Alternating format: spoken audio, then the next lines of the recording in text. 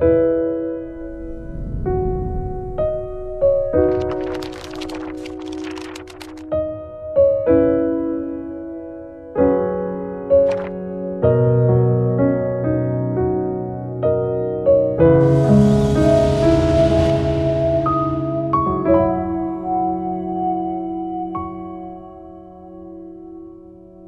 आइए हम एक साथ परमेश्वर के वचन का अध्ययन करें। पिता इस पृथ्वी पर दूसरी बार क्यों आए? आइए हम एक साथ प्रकाशित वाक्य की पुस्तक अध्याय 5 खोलें। आइए हम प्रकाशित वाक्य अध्याय 5 आयत 1 से परमेश्वर के वचन को पढ़ें। जो सिंहासन पर बैठा था, मैंने उसके दाहिने हाथ में एक पुस्तक देखी जो भीतर और बाहर लिखी हुई थी, और वह 7 मुहर लगाकर बंद की गई थी। फिर मैंने एक बलवंत स्वर्गदूत को देखा जो ऊंचे शब्द से यह प्रचार करता था, इस पुस्तक के खोलने और उसकी मुहरें तोड़ने के योग्य कौन है? परंतु न स्वर्ग में, न पृथ्वी पर, न पृथ्वी के नीचे कोई उस पुस्तक को खोलने या उस पर दृष्टि डालने के योग्य निकला। प्रेरित यूहन्ना ने सारी मानव जाति के लिए आत्मिक रूप से एक खतरनाक स्थिति देखी। उद्धार के सत्य का प्रचार नहीं किया जा सकता क्योंकि बाइबल को गुप्त और मुहरबंद किया गया है।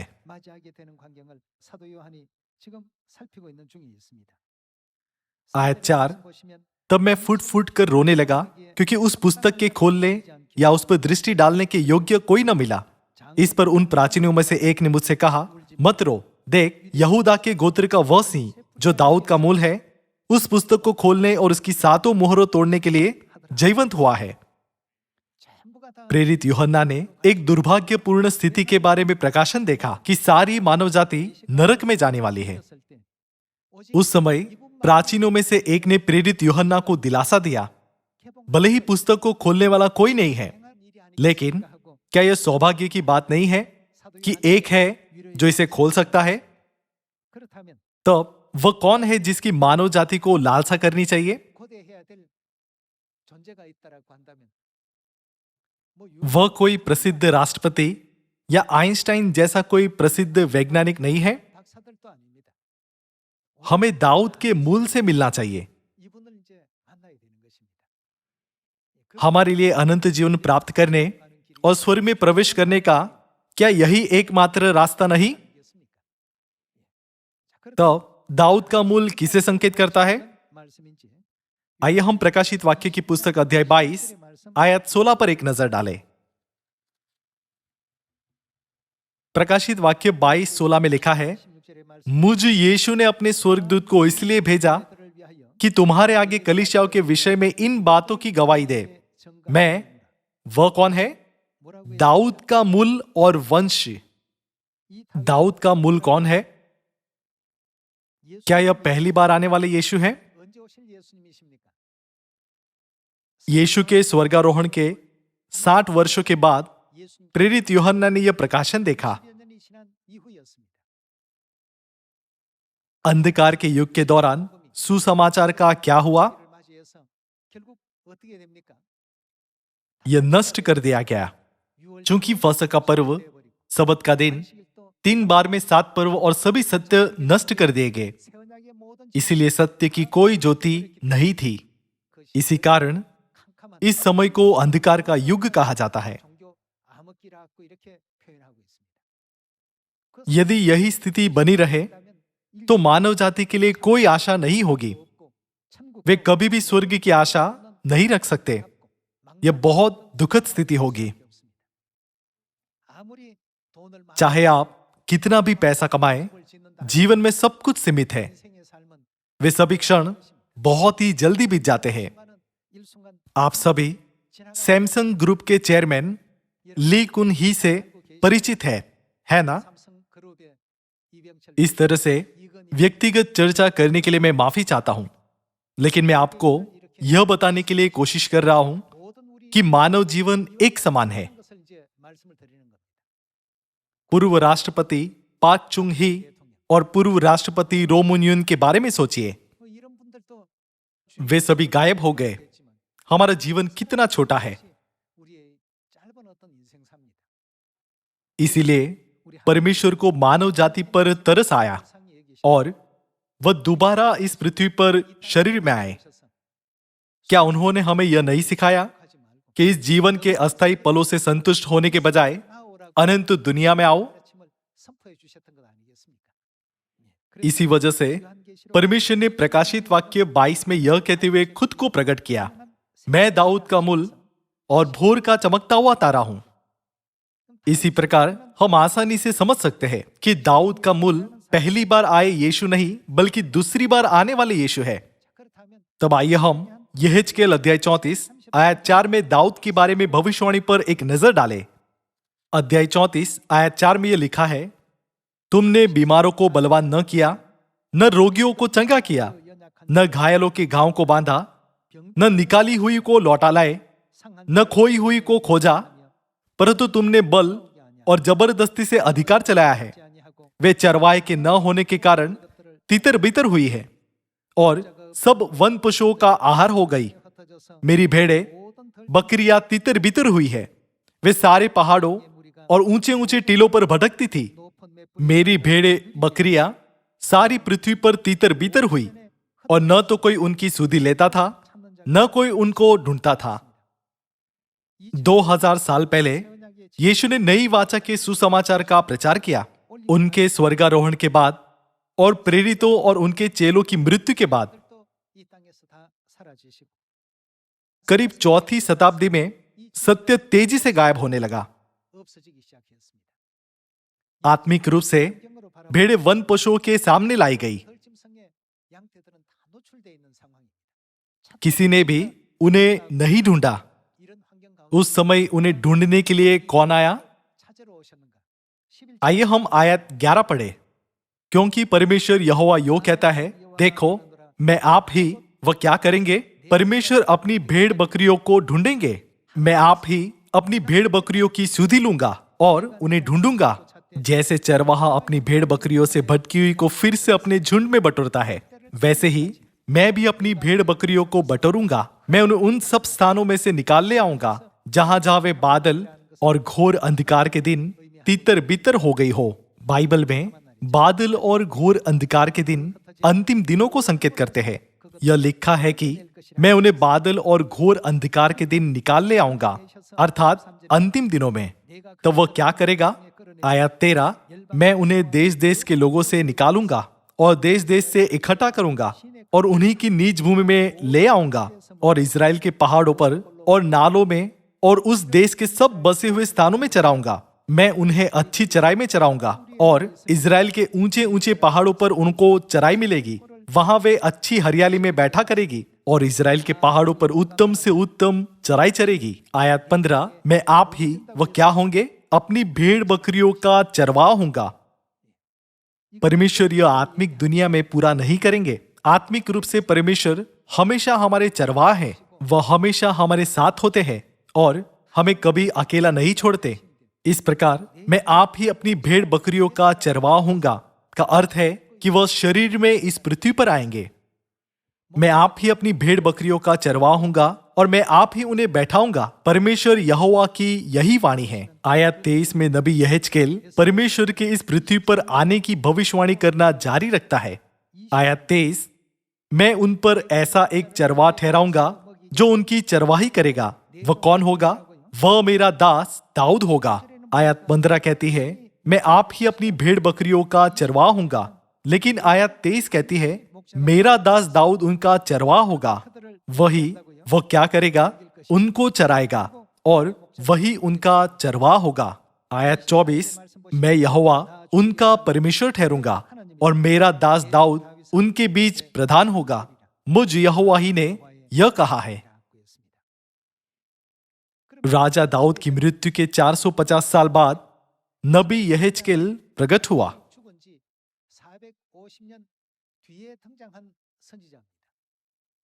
लेकिन यहां लिखा है, मेरा दास दाऊद प्रधान होगा। यह बताता है कि यह भविष्य में होगा। इस प्रकार क्या हम आसानी से नहीं समझ सकते कि वह शारीरिक राजा दाऊद को संकेत नहीं करता?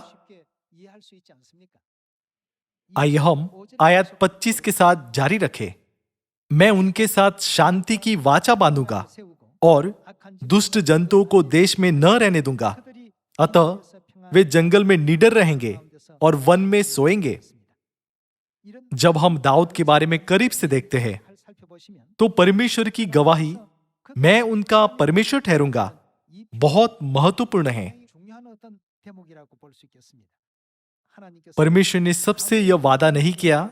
क्या उन्होंने यह नहीं कहा कि मैं उन लोगों का परमेश्वर ठहरूंगा जो मेरी वाचा को मानते हैं? आइए हम यिर्मयाह अध्याय 31 आयत 31 पर एक नजर डालें। अध्याय 31 आयत 31। फिर यहोवा की यह भी वाणी है, सुन, ऐसे दिन आने वाले हैं जब मैं इज़राइल और यहूदा के घरानों से वह क्या बांधेंगे? नई वाचा बांधूंगा। आइए हम आयत 33 पर जाएं। परंतु जो वाचा मैं उन दिनों के बाद इज़राइल के घराने से बांधूंगा वह यह है, मैं अपनी व्यवस्था उनके मन में समाऊंगा और उसे उनके हृदय पर लिखूंगा, और मैं वह क्या ठहरेंगे? उनका परमेश्वर ठहरूंगा और वे मेरी प्रजा ठहरेंगे। यहोवा की यही वाणी है। परमेश्वर ने कहा, मैं उन लोगों का परमेश्वर ठहरूंगा जो नई वाचा का पालन करते हैं। आइए हम आयत 34 के साथ जारी रखें। तब उन्हें फिर एक दूसरे से यह न कहना पड़ेगा कि यहोवा को जानो, क्योंकि यहोवा की यही वाणी है, छोटे से लेकर बड़े तक सब के सब मेरा ज्ञान रखेंगे, क्योंकि वह क्या क्षमा करेंगे? मैं उनका अधर्म क्षमा करूंगा और उनका पाप फिर स्मरण न करूंगा। परमेश्वर ने कहा, मैं नई वाचा उनके मन में समाऊंगा, मैं उनका परमेश्वर ठहरूंगा। आज लोग आत्मविश्वास के साथ कहते हैं, हम स्वर्ग के राज्य में जा सकते हैं क्योंकि हम परमेश्वर पर विश्वास करते हैं। लेकिन परमेश्वर ने उनसे कभी नहीं कहा कि वे उनके लोग हैं। परमेश्वर ने कहा, मैं उन लोगों का परमेश्वर ठहरूंगा जो नई वाचा में है। यहेजकेल 34 में परमेश्वर ने हम पर अपनी इच्छा प्रकट की। वह नई वाचा के सत्य के साथ दाऊद के रूप में आएंगे। सिर्फ यह कहने से मैं दाऊद हूं, कोई दाऊद नहीं बन जाता। परमेश्वर को नई वाचा के सत्य के साथ प्रकट होना चाहिए।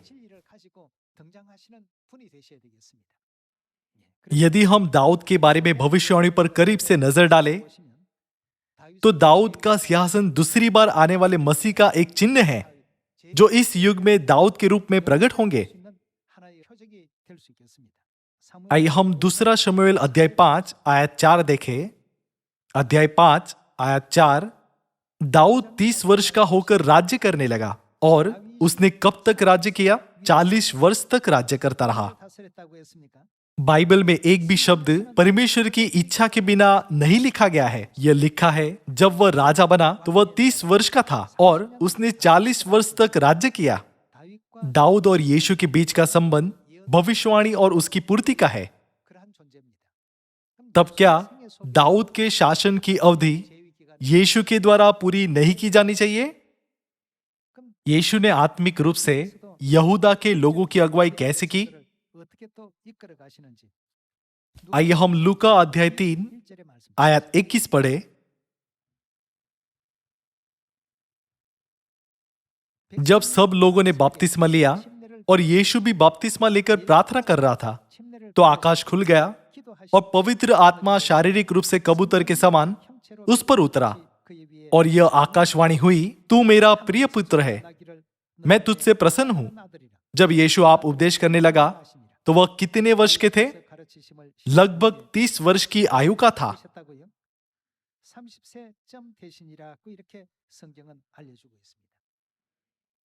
मत्ती 4 में यीशु ने यह कहते हुए प्रचार किया, मन फिराओ क्योंकि स्वर्ग का राज्य निकट आया है।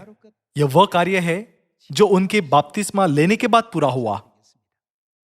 जिस प्रकार दाऊद 30 वर्ष की आयु में राजा बना और इज़राइल पर शासन किया, उसी प्रकार यीशु ने 30 वर्ष की आयु में बपतिस्मा लिया और सुसमाचार के राज्य पर शासन किया। तब राजा दाऊद का 40 वर्ष का शासनकाल कैसे पूरा होगा? सभी लोगों यीशु इस पृथ्वी पर कितने समय तक सुसमाचार के मार्ग पर चले? यह आमतौर पर सभी लोगों को पता है। यीशु की सेवकाई 3.5 साल की थी। यदि यीशु दाऊद के रूप में आए तो उन्हें 40 वर्षों तक सुसमाचार का प्रचार करना चाहिए था, लेकिन उन्होंने केवल 3 साल तक प्रचार क्यों किया? इसके द्वारा लोग दावा करते हैं, क्या यह भविष्यवाणी गलत नहीं है?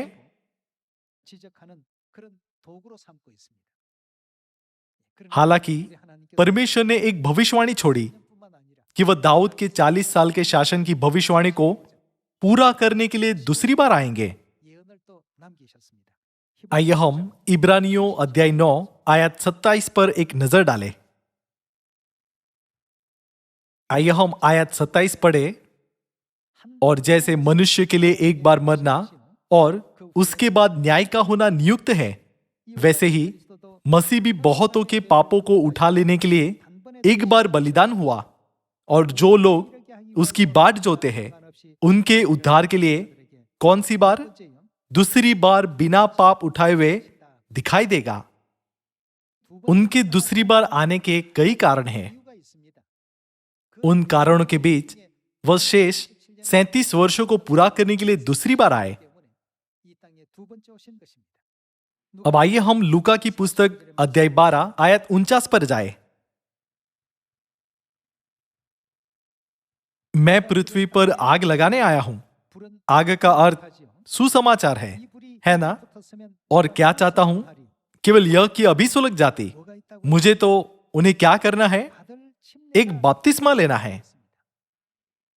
लूका 3 में यीशु ने 30 वर्ष की आयु में पहले ही बपतिस्मा लिया था। इसलिए यहां बपतिस्मा का मतलब वह बपतिस्मा नहीं है जो उन्होंने अपने पहले आगमन पर लिया था। उन्हें अपने दूसरे आगमन पर फिर से बपतिस्मा लेना चाहिए। इसका कारण क्या है? यह दाऊद के सिंहासन के शेष 37 वर्षों को पूरा करने के लिए है। इसीलिए इब्रानियों अध्याय 9 आयत 28 में यह भी लिखा है, वह उद्धार के लिए दूसरी बार दिखाई देंगे।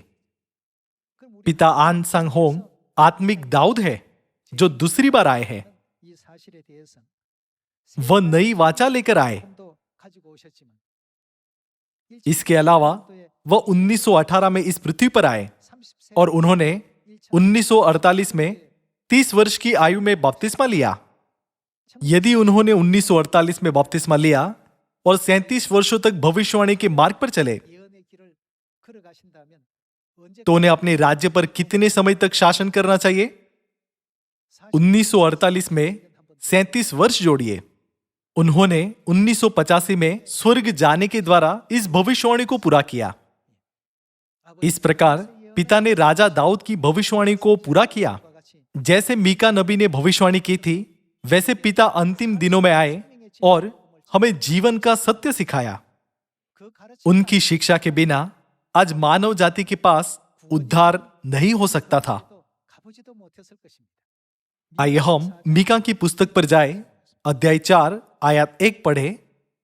अंत के दिनों में मतलब अंतिम युग में, है ना?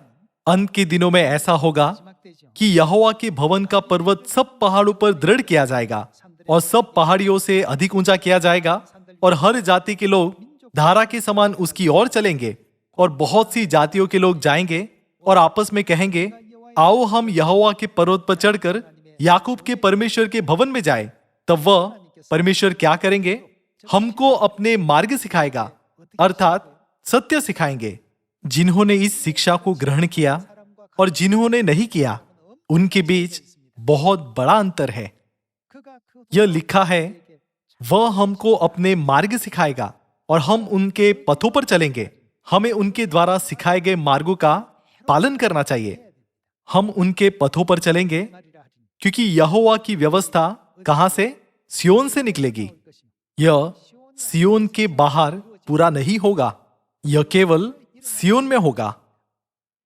इसलिए चाहे एक पादरी का उपदेश कितना भी धारा प्रवाह क्यों न हो, उस स्थान में जहां परमेश्वर के पर्व नहीं बनाए जाते, कोई उद्धार नहीं है।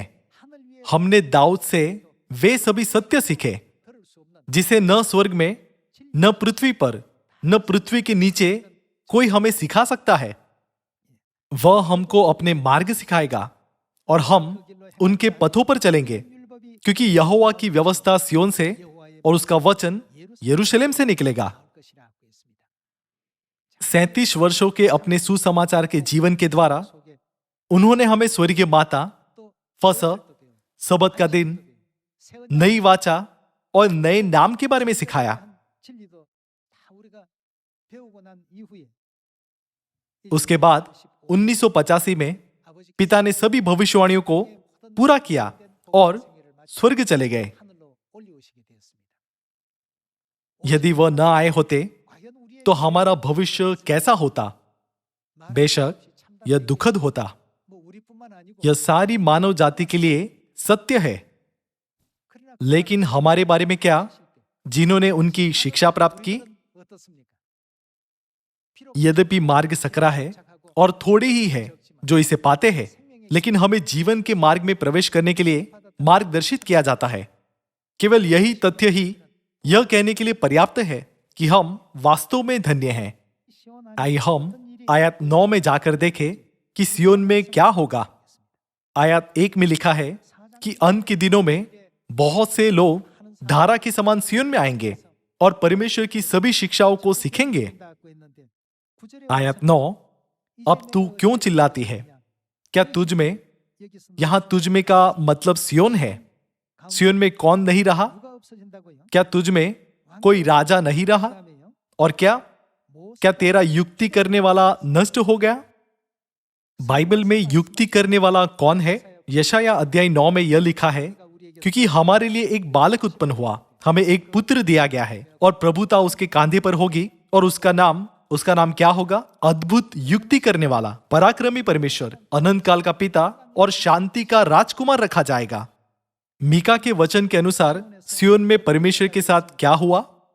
क्या तेरा युक्ति करने वाला नष्ट हो गया, जिससे जच्चा स्त्री के समान तुझे पीड़ा उठती है?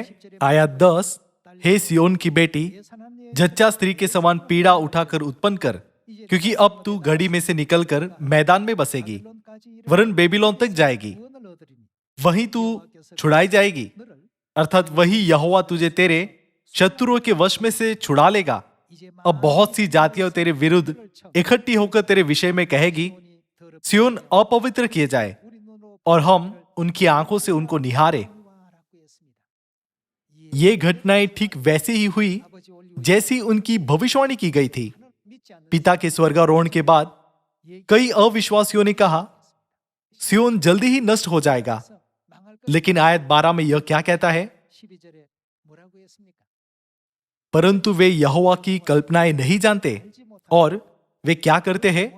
वे न उनकी युक्ति समझते हैं कि वह उन्हें ऐसा बटोर लेगा जैसे खलियान में पुले बटोरे जाते हैं।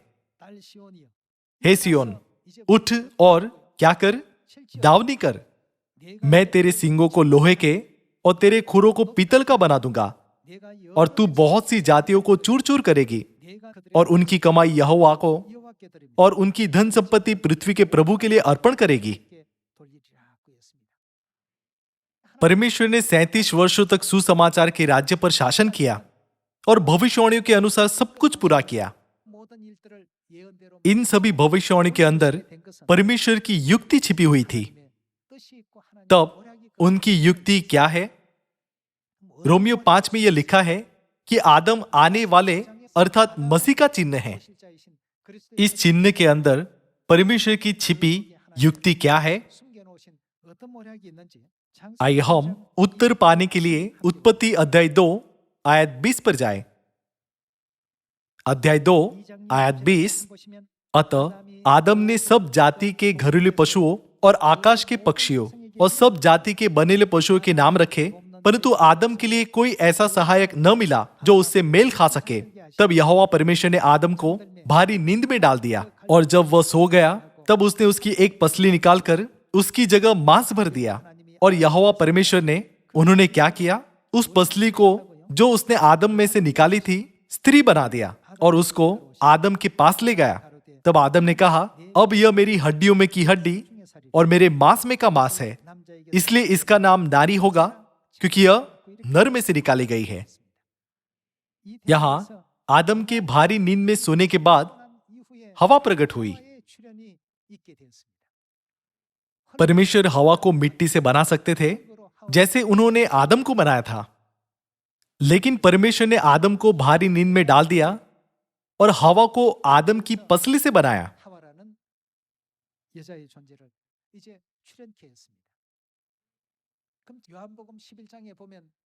यूहन्ना 11 में जब यीशु ने लाजर को देखा, जिसे मरे हुए 4 दिन हो गए थे, तो उन्होंने कहा, लाजर सो गया है। भौतिक दुनिया में लाजर पहले ही मर चुका था, लेकिन यीशु ने कहा, लाजर सो गया है। फिर आदम के भारी नींद में सोने का क्या अर्थ है? दूसरी बार आने वाले मसीह के स्वर्ग वापस जाने के बाद किसे प्रकट होना चाहिए? हव्वा को प्रकट होना चाहिए। तब हवा किसे संकेत करती है? आइए हम उत्पत्ति अध्याय 3 आयत 20 देखें। आयत 20, आदम ने अपनी पत्नी का नाम हव्वा रखा, क्योंकि जितने मनुष्य जीवित हैं, उन सब की वो क्या हुई? आदि माता वही हुई। सभी मनुष्य की आदि माता तब तक प्रकट नहीं हो सकती जब तक आदम गहरी नींद में न सो जाए। उत्पत्ति 37 में यह लिखा है कि याकूब के 11वें पुत्र यूसुफ ने एक सपना देखा और कहा, सूर्य और चंद्रमा और 11 तारे मुझे दंडवत कर रहे थे।